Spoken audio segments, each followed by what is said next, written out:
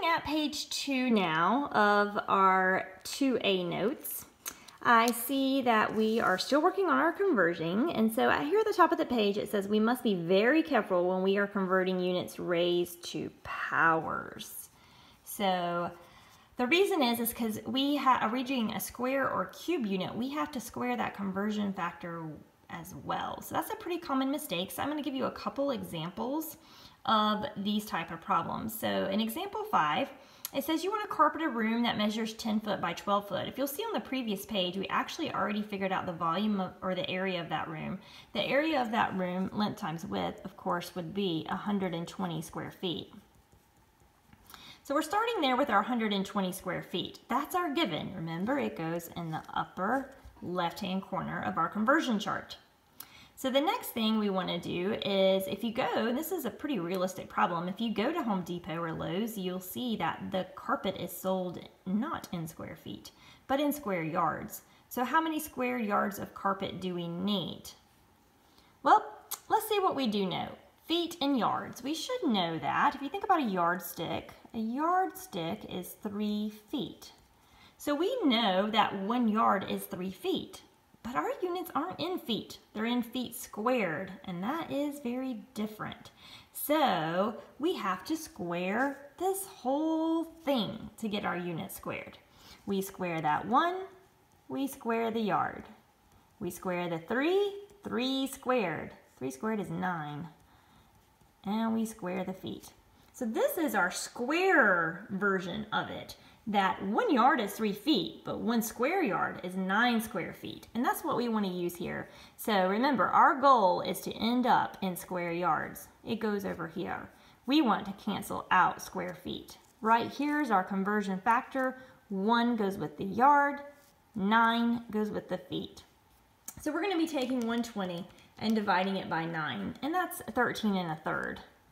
So 13.3 square yards is how much carpet we need to get at the store. All right, this next one is a vegetable garden. It's 40 feet by 16 feet by 1 foot. And we want to do its volume. So volume is length times width times depth. So I'm just going to multiply those 3 measurements together, 14 by 16 by 1, and that's 640 cubic feet, because volume is cubed, area is squared. So again, that's what we're starting with, is 640 cubic feet. Our goal is to end up in cubic yards. So we want to end up in cubic yards. So we already know the basic conversion is 1 yard equals 3 feet. But we want feet cubed and yards cubed. So what we're going to do is cube that entire thing. 1 cubed, yard cubed, 3 cubed, 3 times 3 times 3, 27. So even though our original conversion is 1 to 3, 1 yard is 3 feet, our cubic version of that is 1 cubic yard, and we want to cancel out our feet cubed, is 27 feet cubed. So we're going to take the 640 and we're going to divide it by 27, and that's going to give us about 23.7 cubic yards. All right, and that's our final answer on example 5. All right, this next little blurb is about gold. Carats is how gold is measured. And the only thing we really need to know about this is that 24 karat gold is 100% pure. So to find out what percent 18 is, you just put that 18 over 24. And so 18 over 24, 24 is our whole number here, is 75%. So how pure is 14 karat gold? It's 14 over 24. And that would give us a percentage of 58.3.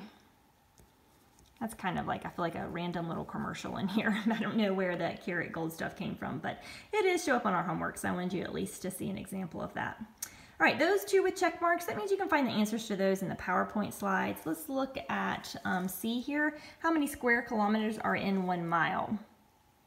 1 square kilometer is what we're starting with, or actually we're starting with 1 square mile, my fault. So how many square kilometers, that's what we want to end up in, are in 1 square mile. So we're going to look at that. 1 square mile is what we're starting with, and we want to see how many square kilometers that is. So cancel out our miles squared, end up in square kilometers. So we'll need to look at the conversion for kilometers and miles, and I'm trying to thumb through my tables here. This table is on Moodle, and under table 2.3 I see that it says on that bottom, about in the middle, 1 mile is 1.6093 kilometers. So that's our conversion there. 1 mile equals 1.6093 kilometers. So if we want to use that conversion, again, these units are squared. Because they're squared, we have to square this thing. So 1 is still 1, but we have to square that number, and I have no idea what that is. So we'll put in our calculator 1.6093 squared, or 1.6093 times itself. And we get about 2.5898. I leave my decimals pretty long so that they will be exact to however many places they want at the end.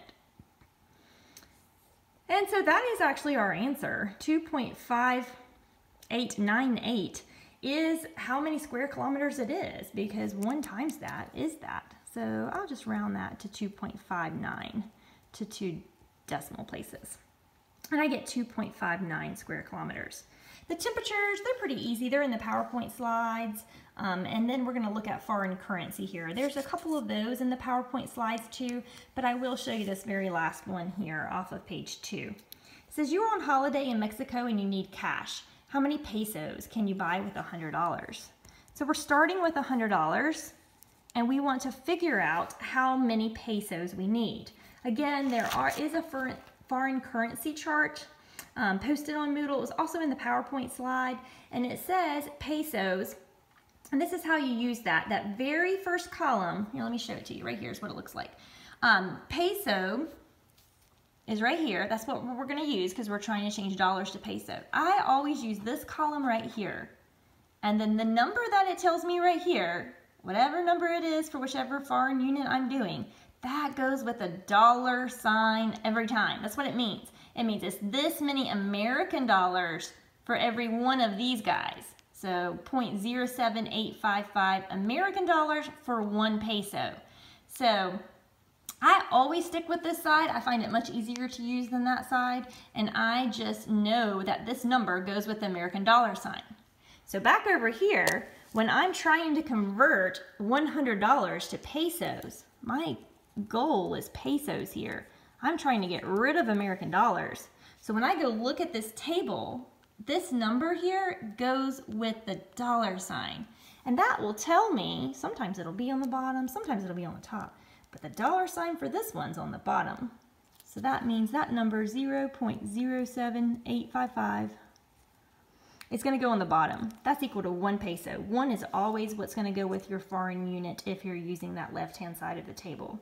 So 100 divided by 0.07855 is 1,273 pesos.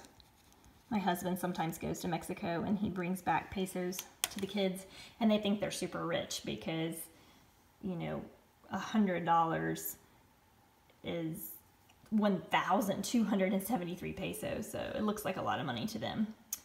All right, that's it for page 2 of our notes.